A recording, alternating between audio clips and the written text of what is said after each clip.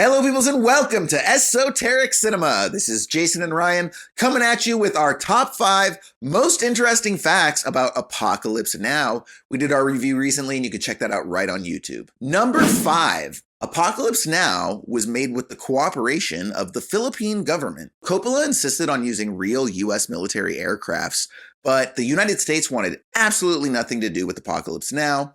He soon learned that the Philippine government had actually been gifted weapons and military craft from the United States. And so Coppola struck a deal with the president of the Philippines to use their US helicopters. However, it also happened that the Philippines itself was engaged in military conflict while the film was being shot. So there would be times where Coppola would be promised a certain number of helicopters, only to find that most of them would not arrive due to being sent off to battle.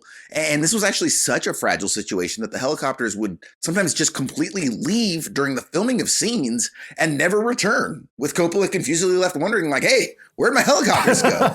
So pretty wild. A movie about war interrupted by war. All right, so number 4, editor Walter Murch was credited as cinema's first sound designer.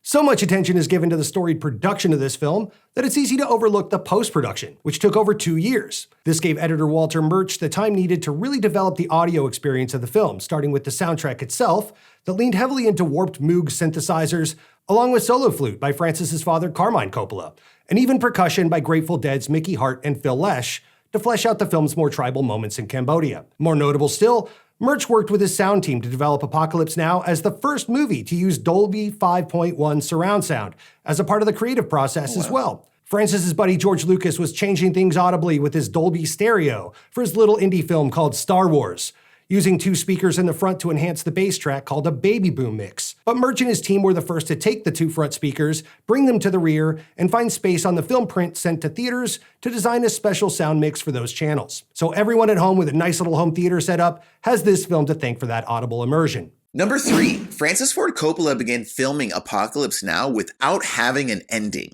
Okay, so this one's a bit of a red herring in that there actually was an ending in John Milius's original screenplay, but the twist is that Coppola knew that he was not going to film that ending, but he couldn't figure out what the actual ending was going to look like.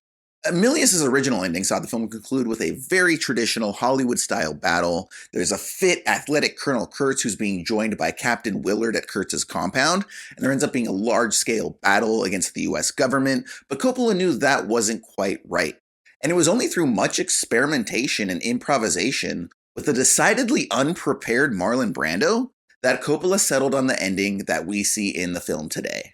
Number 2, speaking of Lucas, this was almost a George Lucas film. In the mid-1960s, Lucas and screenwriter John Milius were classmate chums at USC, while Coppola was across town at UCLA. Lucas got a little bit of clout with his thesis short film THX 1138, and was able to get on set with Coppola, who had been hired to direct the studio musical Finian's Rainbow in 1967. The two hated the experience, and with the leadership changing over at Warner Brothers, Coppola was able to pitch and contract a slate of films that he would produce with his film buddies under his new banner American Zoetrope. These films were meant to appeal to the budding counterculture movement, hinging on the success of Easy Rider at the time. Chief among these will be Lucas's feature-length THX 1138 adaptation, and his follow-up based on a script by his college buddy and new member of the Zoetrope clan, John Milius, Apocalypse Now. With THX in the can, Lucas began production on Apocalypse Now, sending his producer pal Gary Kurtz overseas to begin location scouting.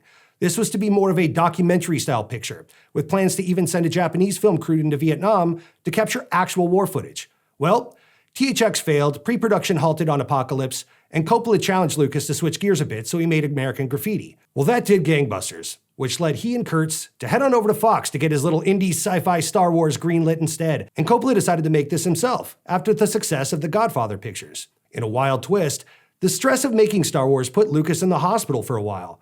So I'm thinking that making this film the way Coppola did very well could have killed George Lucas. And our number 1 interesting feature, Apocalypse Now's iconic opening was discovered entirely on accident. So here's the story. Over 1 million feet of film was shot for this movie, among which were 5 different angles of the now infamous napalm drop. The footage had no real intent to be used in the film, and so that exposed footage was put in like a large barrel along with numerous other reels where they would have non-usable footage, but they didn't just want to get rid of it outright. Interestingly, Coppola was friends with the Doors at the time, and Coppola always thought it would be something of a funny joke if someone started a movie with that song at the end from The Doors as a sort of gag, right? Coppola was just sort of like in the editing bay. He happened to pull this footage out of this random barrel. And he was just there and he looked through it and he was like, hey, you know what? Like, this footage is actually pretty interesting. I wonder what would happen if maybe like I used this as my opening. He sort of just slapped it together as an experiment to see what happened. John Milius' script actually starts with Captain Willard in his apartment, so we don't have that opening in the script. And it's just very funny that as a result of random experimentation, the result is one of the most iconic and memorable opening sequences in cinematic history. Awesome.